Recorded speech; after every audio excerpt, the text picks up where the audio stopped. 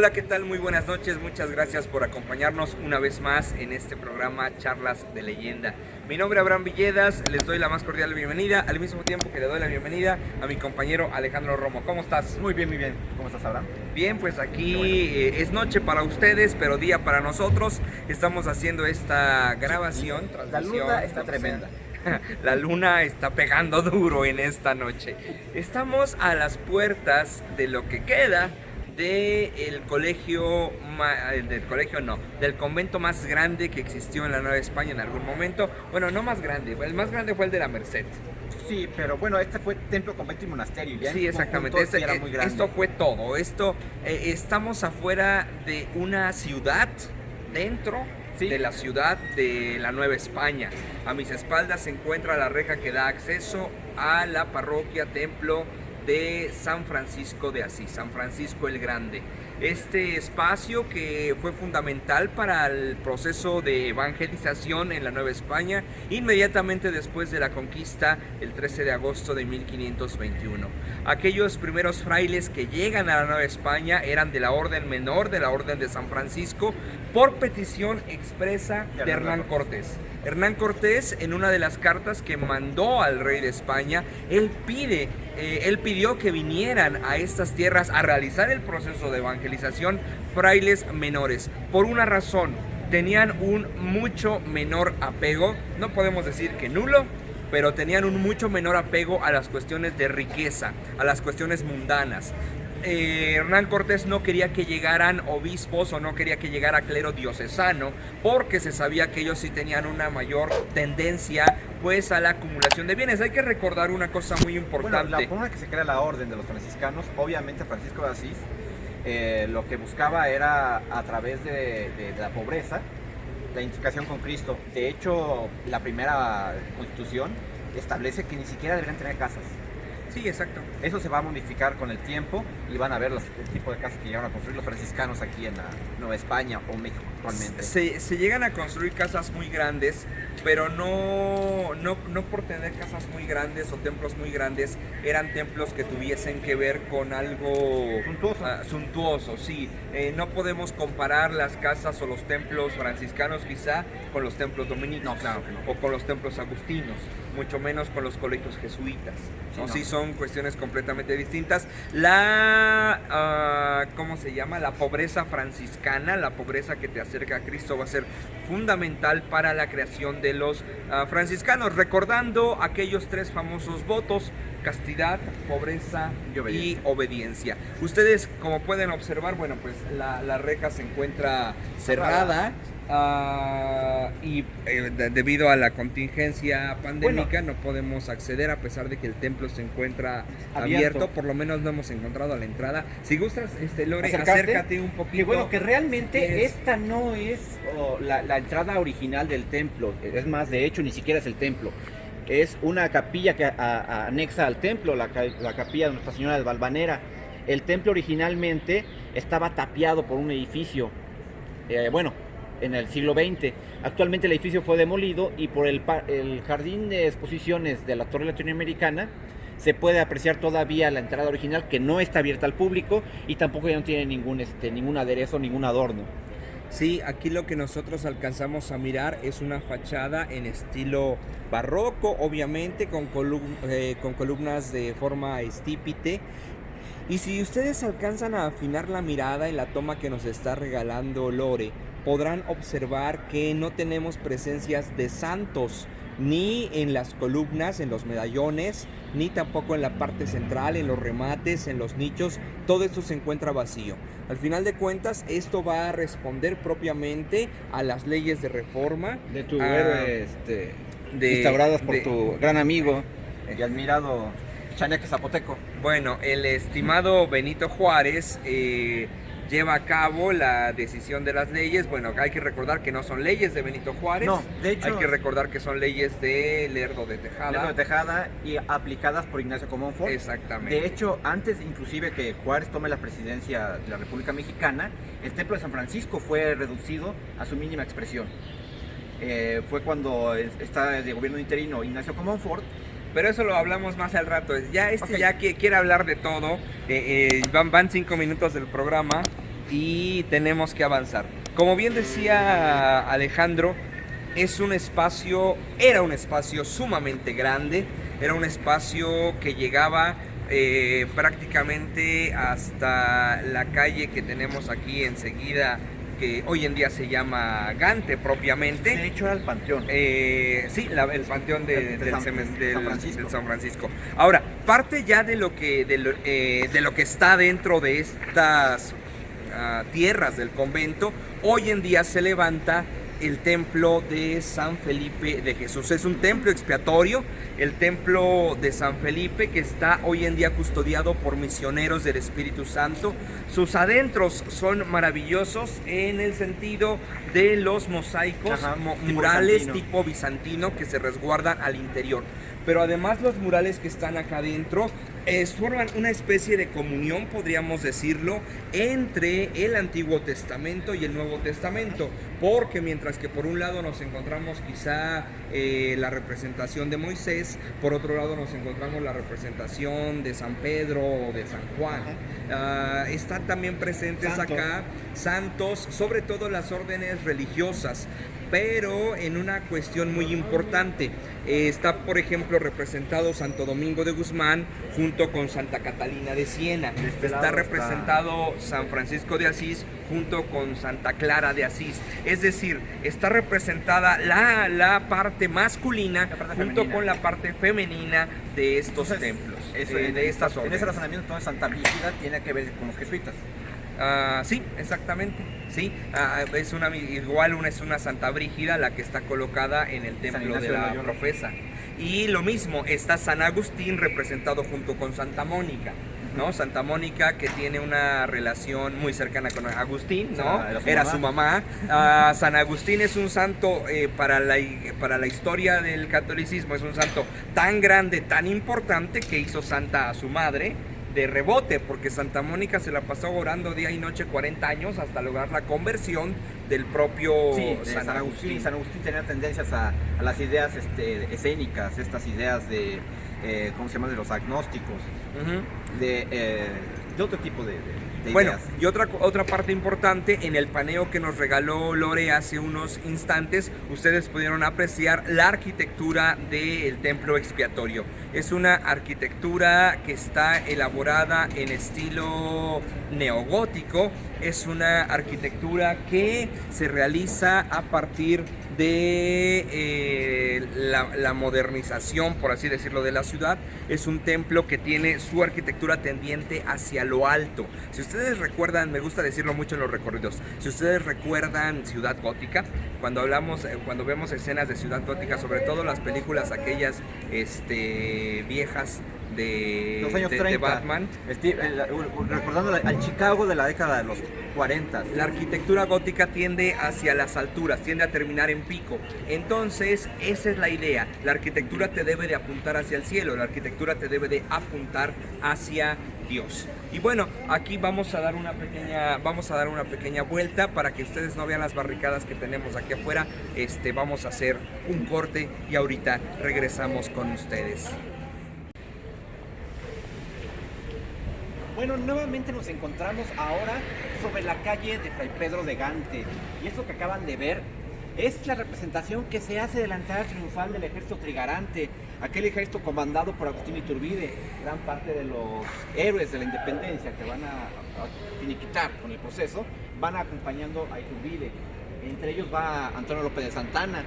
Y hay una anécdota que se habla sobre esta entrada.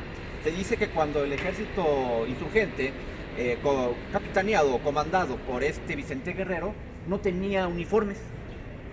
Entonces, cuando entran aquí, el servicio de limpia les presta los uniformes al ejército de Vicente Guerrero, y entonces entran literalmente barriendo la parte de atrás del desfile el ejército insurgente. También estamos en lo que sería en algún momento el Panteón de San Francisco. De hecho, vamos a ver más adelante un templo que es lo que se usaba como la capilla donde se hacían las misas de cuerpo completo, diría Laura G, pero realmente se hacían las misas por presente. También tenemos aquí a mis espaldas la puerta del edificio High Life. ¿Y por qué High Life es importante en la vida, sobre todo social, del siglo XX, de principios del siglo XX? ¿Por qué? Porque estamos hablando que es de la tienda de modas, pero para caballeros. Estaba acompañado con su similar, que sería La Sorpresa, que hace muchos años que desapareció, y desafortunadamente la tienda de High Life hace unos 5 años que dejó de funcionar, sobre todo la casa matriz, que esta era la casa matriz. Bueno, aquí parte importante que tienen que ustedes que observar de este edificio del High Life es su arquitectura. Estamos hablando de una arquitectura porfiriana, obviamente, es un edificio levantado hacia los finales del siglo XIX, principios del siglo XX. Está presente la función del Art Deco y del Art Nouveau dentro de esta arquitectura. ¿Cómo podemos identificar cada una de estas cosas? Art Deco siempre lo vamos a identificar con presencia de flores, de frutas, de plantas, de mascarones. Propiamente es un arte decorativo. Pero además también podemos encontrar en la arquitectura algunos elementos de líneas paralelas, algunas horizontales y otras verticales. Eso es muy característico del art... no es cierto, a ver, me confundí. Las líneas paralelas y horizontales son características de del Art Nouveau. Es cierto, del Art Nouveau. Estaba bien. Y bueno, algo que es característico de los edificios del Porfiriato es el eclecticismo arquitectónico. Ajá. Es decir, la mezcla de estilos arquitectónicos. Tenemos una gran mezcolanza entre Art Deco, entre Art Nouveau, traer el neoclásico, la presencia del neogótico, de hecho, en algún momento inclusive un neobarroco. De hecho, al principio del siglo XX se trata de hacer una nueva tendencia neobarroco, es tratar de traer la arquitectura novohispana, pero ya en el siglo XX fue fracasado el sistema, no tuvo mucho éxito. Pero sin embargo, sí, el eclecticismo lo que va a tratar realmente es de tomar lo mejor de cada género arquitectónico y hacer un sincretismo con todos. Ajá, exacto. Y bueno, aquí el edificio es muy importante. Para la vida social de la Ciudad de México era muy importante. Toda persona que deseara vestirse bien, todo caballero que deseara vestirse bien, tendría que venir a este edificio por fuerza a mandarse a hacer los trajes que en aquel entonces se componían sobre todo de estas chaquetas largas, que se llaman levitas. Exactamente. Trajes de era como se vestía la gente generalmente. Entonces vamos a caminar. Decíamos del pasaje Iturbide. Sobre la calle de Madero se encuentra hasta la fecha la llamada Casa de Iturbide, que sabemos que no le perteneció a Iturbide, que nunca fue de Iturbide. A él se lo prestaron, diríamos, a él se lo arrendaron para vivir en ese espacio, y parte de la zona trasera, por así decirlo, de aquella construcción podría corresponder a parte de lo que ahora es este pasaje Iturbide. Aquella entrada a la que hacía referencia Alejandro del Ejército de las Tres Garantías, cuando se consume la Guerra de Independencia, cuando se lograron firmar los tratados de Córdoba con Don Juan O'Donoghue, el desfile triunfal entra a la Ciudad de México, particularmente sobre la calle de San Francisco, la que hoy conocemos como la calle de Madero. Por ahí, dentro de las charlas pues chismosas, chocolateras, las charlas que le ponen quizás sal y pimienta a la historia, platican que Agustín de Iturbide, en lugar de mandar el Ejército de las Tres Garantías por la calle de Tacuba, lo manda por San Francisco. La idea es que en San Francisco, bueno, ni siquiera era la calle de San Francisco, era en la calle de la Profesa, donde vivía la señora María Ignacia Rodríguez, la famosa Güera Rodríguez. Dicen que Agustín de Iturbide cambia el sentido del desfile solamente para que el ejército pase debajo del balcón, y después se quita una pluma de su sombrero y se lo regala a la Güera Rodríguez, quien toma la pluma y se lo pone entre los senos ante la mirada atónita de todos los chismosos de la Nueva España y los que ven ahí. Realmente hoy en día sabemos que esa escena nunca pasó. O sea, esa escena es una escena novelada, creada básicamente por don Artemio del Valle Arizpe, en el libro que tiene que ver con la Güera Rodríguez. Un libro ni siquiera biográfico entre novela y la ficción. Mucho más ficción que biográfico. Es un error que se cometen muchos cronistas y tomar como historiador a don Artemio del Valle Arizpe. Realmente él novelaba algún pasaje histórico y le ponía su creatividad. Sí, Artemio lo que era un gran escritor. Al final de cuentas, don Artemio del Valle Arizpe escribía, relataba las leyendas y los acontecimientos de la Nueva España, pero a su manera, a su estilo, a su forma. Y así es como hay que leer a don Artemio. Eso ha dado cabida, ha dado pie a muchas andanzas de la Güera Rodríguez, pero pues que no tienen que ver realmente con la idea. La Güera Rodríguez, antes de ser amante de quien ustedes quieran y piensen y gusten creerlo, la Güera Rodríguez antes que eso fue una mujer sumamente preparada, sumamente inteligente, sumamente capaz política, económicamente y además también decíamos culturalmente. Era una mujer que podía conversar fácilmente con Alexander von Humboldt, ¿no? Con Alexander llega a tener una gran amistad, se hizo gran amiga de Alexander. Algunos decían que se hacen muy buenas comadres porque Alexander tenía una tendencia homosexual. Entonces tenían una gran, pues sí, hablaban de las mismas cosas al final de cuentas estos dos personajes. Y la razón de crear esta idea de el romance entre Alexander y la Güera fue justamente para tapar un poco las ideas de la vida homosexual de Alexander von Humboldt. Bueno, ya llegamos a donde estaba diciendo Alejandro, si nos regala Lore un paneo de esta preciosa construcción. Ahora es una iglesia metodista. De hecho, como les comentaba, realmente era la capilla donde se velaban a los cuerpos de las personas que fallecían, específicamente de los sacerdotes. En algún momento dado, aquí también se llegaron a velar los restos, por ejemplo, de María Ignacia Rodríguez de Velasco. Se dice que el cuerpo los restos mortuorios de doña Ignacia están enterrados aquí, en algún lugar de este pasaje, que actualmente es una área de restaurantes. Sin embargo, gusto les daría saber a las personas que están desayunando que están desayunando sobre una bola de cadáveres.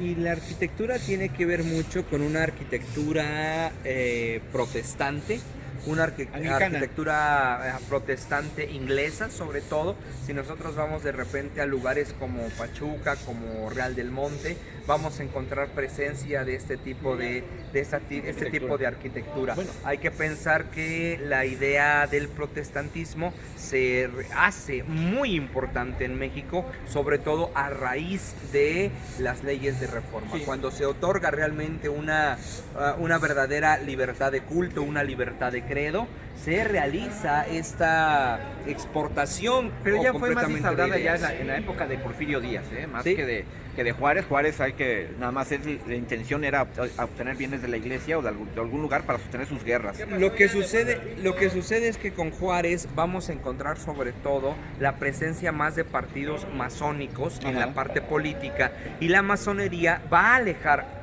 A pesar de que en la actualidad la idea de los hermanos masones vaya tendiente a que tú con cualquier religión puedes ser parte de la hermandad, del taller, originalmente hacia mediados del siglo XIX más se consideraba una persona que tenía que estar alejada de cualquier dogma religioso, de cualquier idea, para estar dentro del taller. Dentro de todo, pues también lo que se habla de masonería, todo es cierto y todo es mentira, Es como ha sido, actualmente ya no es tan secreto, pero en el siglo XIX sí era muy secreto todas las formas de la masonería. Inclusive Juárez en algún momento, él pretendió convertirse en una especie como de obispo, al hacer su propio rito, el rito mexicano. Bueno, es que no es que se convirtiera como en obispo, el rito mexicano ya existía. Sí, pero el rito mexicano es precedente a Juárez. De hecho, Juárez primero diríamos que se hace hermano masón dentro del rito mexicano y posteriormente toma los ritos provenientes de Estados Unidos. Son diferentes, ¿eh? Sí, hay diferencias. Creo que Juárez llegó nada más hasta el nivel 9. En la parte masonería mexicana, el nivel máximo es el número 9 de hermano masón, contrario a los ritos yorquinos o escoceses que tenemos el grado 33. Sí. Y ahí sí es una cosa distinta. Bueno, pues esta iglesia metodista todavía en sus adentros, y nosotros un día se les prometimos al público, tanto de Charlas de Leyendas como de México en el Corazón, que vendríamos a visitar el interior de este templo metodista, porque al interior donde ellos realizan sus reuniones todavía queda parte de lo que fue aquel claustro del convento de San Francisco. Todo el espacio era parte del convento. Todo este lugar tenía filigranas, tenía cantera tallada, tenía elementos propiamente que todavía nos metemos allá en el templo metodista. En el templo metodista vemos todavía elementos católicos presentes en aquel lugar. Y también algo muy importante, cuando se fracciona el convento y cuando se fraccionan algunos elementos, también vamos a empezar a tener la inclusión de símbolos masónicos en algunas construcciones. Pero bueno, vamos a seguir caminando, vamos a avanzar enseguida hacia la calle que tenemos aquí delante, que es 16 de septiembre. Pero antes me gustaría que hiciéramos una escala, que nos siguiéramos en unos las metros tortas de frente. No, porque está al fondo entre 16 de septiembre y la calle de Zuleta o Venustiano Carranza, como se conoce el día de hoy. Vemos una escultura de Pedro de Gante, de Peter Van Moor, o Pedro de Mura, como fue conocido en algún momento. ¿De Miura? Sí. Por los cuernos. Él es de los primeros franciscanos. De hecho, él llega acompañado de otros 2 franciscanos aquí a los terrenos de la Nueva España, y algunos lo consideran realmente como el inicio de la presencia franciscana, aunque de manera oficial se va a dar con la llegada de los llamados 12 grandes franciscanos. Más allá, me parece que más allá de llamarlos como los 12 grandes, la alusión muchas veces evangélica es los 12 apóstoles franciscanos. Se eligió para que viniera a la cabeza de ellos Fray Francisco de los Ángeles. Fray Francisco de los Ángeles llega con ellos, viene sorteando muchas dificultades, porque pensar nosotros en un viaje a la Nueva España en barco en medio de las tormentas era complicadísimo el tránsito. Entonces ellos se vienen encabezados por Francisco de los Ángeles, y ellos se vienen andando el camino desde Veracruz hasta la Ciudad de México a pie. Era algo muy importante, porque los franciscanos ya empezaron a trabajar desde sus primeros momentos en que llegaron a esas tierras. Empezaron a trabajar con la idea del mensaje de la pobreza cristiana, del mensaje evangélico de la pobreza de Cristo, y vienen ellos predicando con el evangelio. Es ahí donde aquel famoso fraile escucha la palabra de motolinía. De hecho, pregunta qué significaba. Así lo llamaban, Exacto. A los dos le decían pregunta que él escucha la palabra motolinía, pregunta a la gente qué significaba motolinía, y le dicen que motolinía significaba pobre. Así que aquel fraile adjudicaría esa palabra directamente como su nombre, y así nosotros le conoceríamos, ¿no? Como Fray Motolinía. Lo toma como apellido, Fray Toribio de Benavente. Fray Toribio de Benavente lo toma como su nombre, literalmente, y nosotros lo conoceríamos como Motolinía. Aquí aquí no.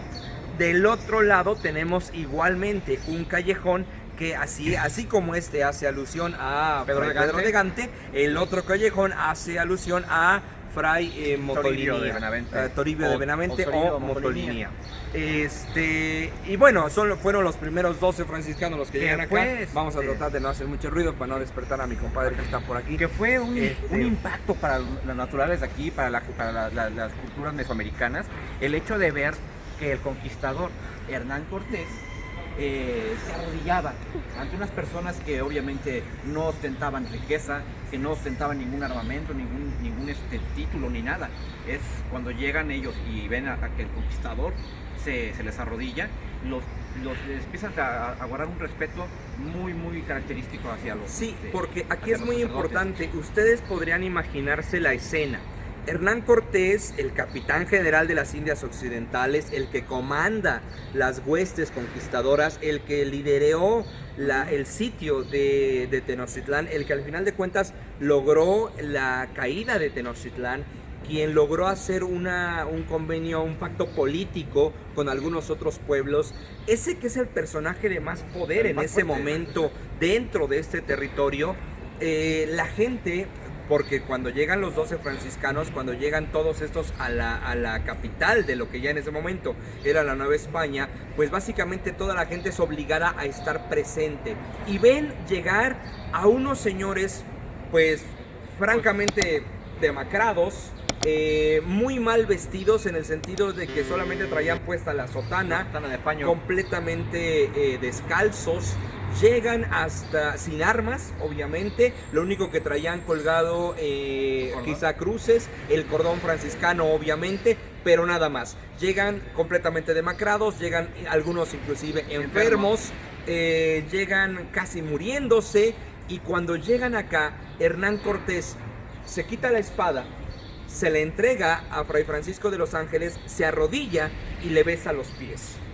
Ese mensaje es importante para la gente que está acá, porque están entendiendo que ahora ya se acabaron las espadas, ahora ya se acabó la guerra, ahora viene otro proceso. Y así la Nueva España iniciaría ese proceso de evangelización. Ya después nosotros nos podríamos entrar a quejar de lo que queramos. El temor a lo desconocido. ¿Cómo era posible que unas personas con ese aspecto pudieran ser más que el propio conquistador? Exactamente. ¿Qué había detrás de ellos? ¿Qué es lo que se encontraba? Sí. Y bueno, pues aquí ya está la escultura de Fray Pedro de Gante, que es una alegoría, podemos decir que no es... porque no sabemos exactamente cómo era. Sí, no lo conocíamos, no sabíamos si tenía ese cuello tan largo, ni esas manos tan largas. Obviamente, posiblemente sí debió ser una persona alta. Hay que recordar que él es originario de la región de Flandes, la región de Felipe el Hermoso. Él, lo que sería actualmente la zona de Holanda, de Bélgica, de parte de Francia. Entonces sí sería una persona alta y narizona. Sí, por eso el apellido Van der Muir. Y de él hay una anécdota, pero es una anécdota posterior, no sé, ya más decimonónica, de un coleccionista, Luis Agreda, que tenía un amigo, a Francisco del Paso y Troncoso. No sé si la llegaste a escuchar alguna vez. Que tenía mueblerías. No, el que tiene un eje vial. Sí, el del eje. Sí. El del eje. Bueno, resulta que con cuestiones de la amortización de los bienes de la iglesia, muchas de las reliquias y ornamentaciones y tesoros que llegaba a tener la iglesia de San Francisco el Grande fueron rematados. Entre esas se supone que encuentran una vitrina con los restos óseos de Fray Pedro de Gante. Entonces esas los adquiere Luis Agreda. Luis Agreda los adquiere para sí, porque bueno, se supone que él no es santo, es nada más que está en el rango de fraile. Sin embargo, sí llegó a ser venerado cuando él muere por los indígenas. Los indígenas iban a pedirle favores, le iban a llevar los milagritos, y bueno, lo trataban como santo a Fray Pedro de Gante. Por eso se conservan sus restos como reliquias. Sin embargo, ya pasados los siglos, son recuperadas estas reliquias, son vendidas a Luis Agreda, y Luis Agreda, en esa curiosidad de cómo saber que era físicamente Fray Pedro de Gante, manda a hacer un estudio con el científico Francisco del Paso y Troncoso. Francisco del Paso y Troncoso hace el estudio, pasa algo muy parecido con lo que pasa en la Comuna de la Independencia. Descubren, hace el estudio, se ven a los días y le pregunta, lleno de curiosidad, Luis Agreda a Francisco del Paso y Troncoso cómo era don Pedro de Gante. Pues le dice que mediría como 2 metros y tendría problemas de espalda. Los restos que le dieron, los fémures que tenían, eran de caballo. O sea, los indios estaban venerando un caballo, no era Fray Pedro de Gante, posiblemente un caballo que regrese siendo cabalgado por los jinetes del Apocalipsis, pero eso es otra historia. Pero es sumamente complicado, ¿no? O sea, tienen huesos con 4 patas. Bueno, podríamos decir que la historia que nos acaba de platicar Alejandro Romo no sirve para nada, pero... Es el dato inútil patrocinado por mí. Sí, ya saben que le gusta ser protagonista. Queríamos nosotros ir a la fachada de una famosa pastelería que está aquí a la vuelta y que está dentro de los terrenos. Entonces vamos a caminar hacia esta zona. No importa, nuestra muy estimada Lorena no se cansa de estar cargando la cámara, eso es lo importante. El terreno del convento era grande, lo habíamos dicho, formaba parte. Sí, ahorita vamos a regresar para allá, ahorita vamos a ir hacia esa zona. Sí, vamos a regresarnos por acá. Dentro de este imaginario del convento de San Francisco, una de las ideas también centrales que existió durante algún tiempo fue colocar acá una gran cruz que señalara el lugar propiamente del convento y también diera la bienvenida a los paseantes, a los peregrinos que llegaban a la Nueva España. De hecho, durante la vida de la Nueva España, la entrada oficial a la capital era por San Francisco el Grande. Esa cruz le daba la bienvenida. Hay que ver que la gente venía por terrenos seguros. Y el terreno seguro era la zona norte de Tlaxcala, que iban a entrar por la zona de Tepozotlán, Cuautitlán y Tlalnepantla, para bajar o entrar a lo que era la capital de la Nueva España, a la Ciudad de México. El camino de Cortés realmente no se ocupaba para los viajantes, era un camino complicado. Era inhóspito. Sí, o sea, básicamente podemos decir que solamente a Cortés se le ocurrió hacer eso. Pasar por el paso de Cortés. Porque era completamente... ¿Cómo pasar entre volcanes? Era completamente inútil hacerlo, pero bueno, a él se le ocurrió que era mucho más bonito llegar en medio de los volcanes que llegar así nada más. Yo creo que quería tener a la capital a sus pies. Pues sí, solamente por eso. Bueno, miren, aquí a nuestras espaldas nos hacemos a un lado para que ustedes miren la fachada de esta muy famosa pastelería que tenemos en la Ciudad de México, la pastelería La Ideal. Esta es básicamente la casa matriz. Realmente tenemos otra que se encuentra en República de Uruguay. De Uruguay, sí, correcto. Y esta parte de la pastelería Ideal forma obviamente parte de lo que fue aquel gran convento de San Francisco. Sobre todo, fíjate que la parte interior se conservan lo que son las arcadas y bóvedas barrocas. La parte exterior, como pasa gran parte de los edificios aquí en el centro histórico, fue remozado, fue reconstruido. Estamos viendo que es una fachada completamente porfiriana. Y la parte de adentro todavía es completamente barroca. Inclusive en el segundo piso todavía hay más reminiscencias del barroco de esta parte del templo de San Francisco. Ahora, algo que también es muy importante, después de la desamortización de bienes de manos de la iglesia, las construcciones que se empiezan a realizar en tiempos de don Porfirio Díaz, ya para finales del siglo XIX, tienen que ver con arquitectura que tiene que armonizar con el estilo barroco. Por eso nosotros podemos ver que la fachada de La Ideal, a final de cuentas, no rompe con la belleza arquitectónica que nosotros podemos encontrar en la Ciudad de México. Algo que es muy contrario a lo que pasa actualmente. Hoy en día ya es mucho más fácil levantar cualquier tipo de cosa, cualquier tipo de edificio, cualquier tipo de tienda de conveniencia. Pueden encontrarlo en cualquier calle sin importar la belleza arquitectónica. Externa. Muchas veces no se pondera la valía propiamente del centro histórico como tal. Pero bueno, por ejemplo, en este caso, un caso muy específico es el Hospital de Jesús. Sí. El Hospital de Jesús, estamos hablando de que uno lo ve, pasa al interior del hospital, están completamente los patios valencianos, es un hospital completamente barroco, todavía es uno entra y es como un paso al pasado, llegar a entrar al hospital. Sin embargo, por la parte de afuera estamos viendo completamente una arquitectura moderna, una arquitectura completamente de los años 60. 100% no, funcionalista, data de 1938. O sea, estamos hablando de que el funcionalismo en grande, tanto te gusta a ti, a mí no me gusta. Bueno, la pastelería se empieza a hacer muy famosa con la llegada de Porfirio Díaz al poder.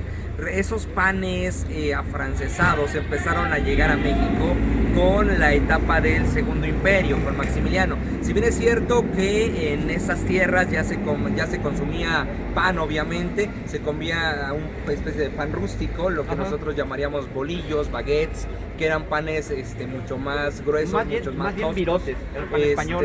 Sí, eran panes españoles. Con la llegada de la presencia francesa se empieza a dar un giro a la pequeña repostería, y esa idea que trae estamos hablando de pasteles, no, y a toda por conexión con el pan. Ahorita te digo por qué. Ya platica ya. No, bueno, síguele tú. No, repostería ya, francesa. se me acabó ya. Fin. Damos los micrófonos a Alejandro. Bueno, te dice que gran parte, un platillo mexicano por excelencia es la torta. La torta, al final de cuentas, viene a ser tiene una de las acepciones que generan su origen es con el ejército francés que viene acompañando a Maximiliano, que ellos traían lo que son las baguettes y se van a sintetizar con la cultura mexicana a través de los guisados.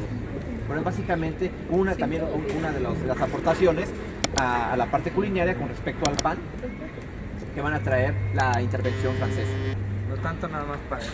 Bueno, Fue Maximiliano quien introdujo la comida de pan, de croissant sobre todo, La alta repostería, por decirlo así. la repostería francesa que se empieza a generar en el Castillo de Chapultepec, en el Palacio de México, y que después permea básicamente por toda la corte y que posteriormente va a ser fundamental ya dentro de la gastronomía citadina, dentro de la gastronomía mexicana. Esto se hace muy importante con la presencia de Porfirio Díaz, como decíamos, por eso se hace también relevante la presencia de La Ideal.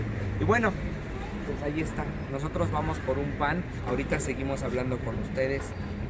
Bien, pues ya nosotros nos hemos acabado nuestro café con pan. Estamos aquí ya prácticamente para despedir este programa. Justo estamos entre 16 de septiembre y la calle de Venustiano Carranza, que originalmente llevaba el nombre de Zuleta.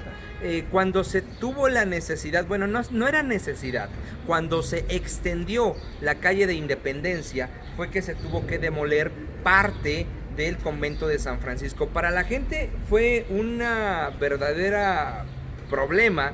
A la gente se les dijo de un día para otro que se iba a demoler el convento. La gente obviamente se opuso en algún momento. La gente llegaron con picotas y todo lo tiraron. La gente no quería hacerlo.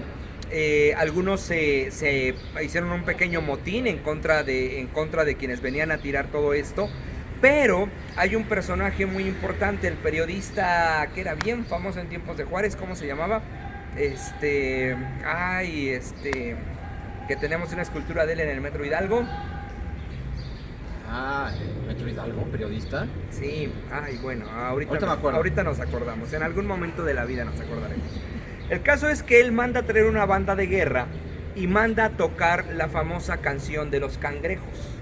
La canción de los cangrejos, que tenía que ver directamente con el Partido Conservador y con todos obviamente que eran afines a la Iglesia Católica, haciendo la alusión a que aquellos conservadores eran exactamente igual que los cangrejos, caminaban para atrás.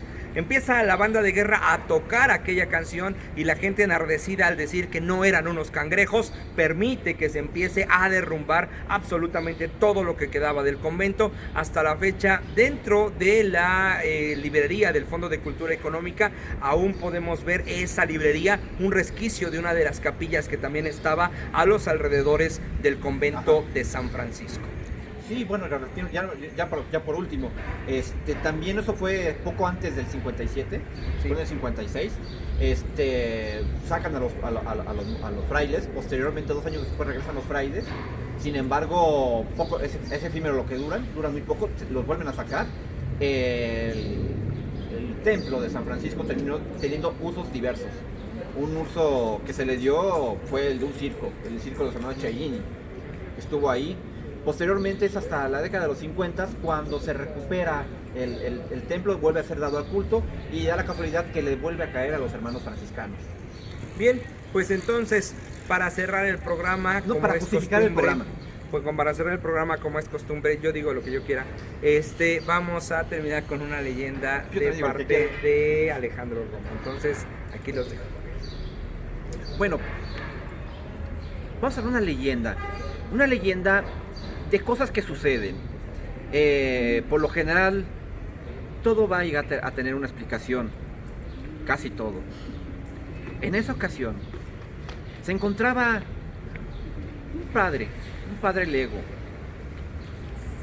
Él le había tocado la obligación esa noche de ir a apagar las velas del templo de San Francisco.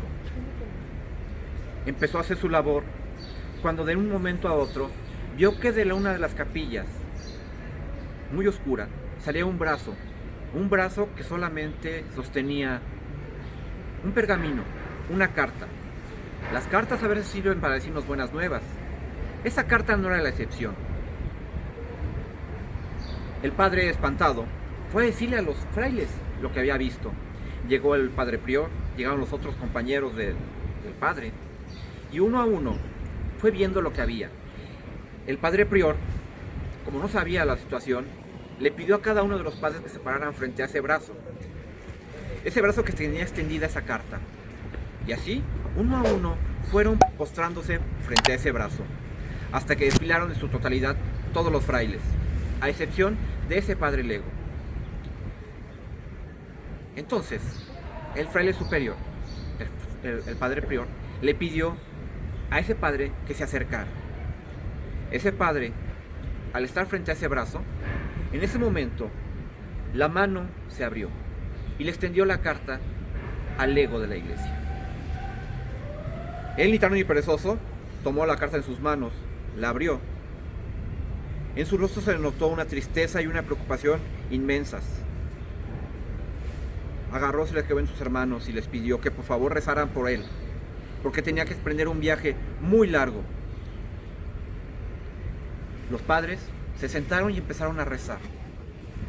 Al poco tiempo se fueron cansando. Voltearon y vieron a ese padre lego que estaba completamente inmóvil. Le hablaron, le gritaron. Uno que otro se acercó y lo empezó a tirar de las ropas. Fue el padre prior el que se acercó y lo empezó a sacudir. Tal fuerte fue la sacudida que tiró el cuerpo. El padre estaba completamente inmóvil. Al momento que se acercaron a levantar ese cuerpo, como si algo hubiera eliminado al padre lego, la túnica cayó al suelo. La túnica la levantaron y estaba vacía. El cuerpo del padre nunca fue encontrado. Con el paso del tiempo, los padres fueron abandonando el templo. Llegaron a la Día de Reforma y se abandonó el templo. La historia se fue olvidando. Y al día de hoy, esa es una historia que ni el imaginario público ni los padres han podido explicar. La historia de la carta del padre lego. Háblame, dime algo, Sí, te me quedas viendo como estoy diciendo, ¿qué vamos a reposando, hacer? sintiendo, buscando la explicación de qué pasó con la Que carta. maldita sea, ¿Qué maldita fue con la carta? Sí, no. ¿No será de eufemia? Podría ser esa, o también estaba pensando en la carta, había otra carta, ¿no? La carta magna. Bueno, pues muchas gracias a los que nos han acompañado en este programa de Charlas de Leyenda. Antes de concluir, quiero dar un agradecimiento a Erika y Silvia de Plumbago, quienes me regalaron este botonier que el día de hoy está armonizando esta vestimenta. Parecía que iba a una boda, pero no. Este comercial fue patrocinado por Abraham Villedas por y Plumbago. México en el corazón Por Plumbago. y Plumbago. Por ¿Después Plumbago. le mando el cheque a Plumbago entonces? No, ellos nos mandan a nosotros el cheque. Ellos nos van a pagar. Le dio la requisición del Ellos, cheque. sí, Sí, sí, yo le sí, mando sí, la sí. póliza de cheque. Sí, mejor. exactamente. Entonces, si tienen la oportunidad, denle seguir, denle like a la página de Plumbago, que en este momento va a aparecer aquí. Bueno, le vamos a tapar la cara Aquí a para que- Alejandro Romo con el Plumbago. Entonces, muchas gracias por el botonier. Si ustedes quieren tener algún taller de diseño floral y demás, Plumbago es el lugar indicado. Entonces, pues métanse por allá. Sí. Y listo. Muchas gracias a Lore, muchas gracias a Oralia y a su Minimi por venir a grabar este programa con todo y la manita desconchavadita. Por cierto, está grabando. Hoy nos acompañó el grandote, no pudo. Rodrigo Machuca. No, Rodrigo Machuca ya nos abandonó desde hace mucho tiempo. Él En paz espante. No, inclusive no sé si todavía se dedica a hacer visitas. Él no sé qué proyectos tenga. Debe estar en su proyecto de radio. No, realmente Se no, busca. no sabemos. ¿Qué pasó? Padece de... Ah, no. Padece No, sus facultades no, mentales. esa era otra Si lo ves, cosa. te va a chaparrar. Bueno, Primero que te alcance. sí, eso sí. Pues muchas gracias por vernos, gracias por escucharnos. Ya se nos acabó el tiempo, ¿verdad? Bueno, ya hasta nos pasamos. Bueno, sí. Alejandro, muchas gracias. Cuídense. Nos vemos la próxima semana. Buenas noches a todos y jueves descansen. a las Nos vemos 9. la próxima semana.